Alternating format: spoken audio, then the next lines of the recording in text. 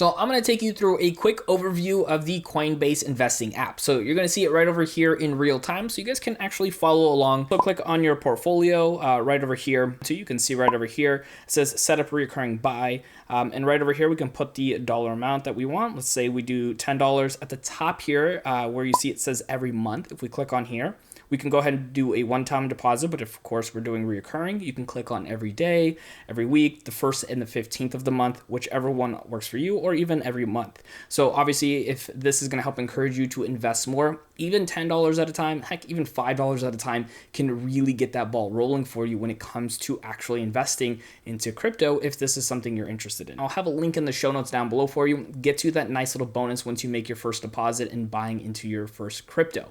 Now, if you want to actually see a step-by-step process of actually going through and opening up your account, check out my video right over here to learn exactly how to do that. My name is Dennis, and I will see you in that next video.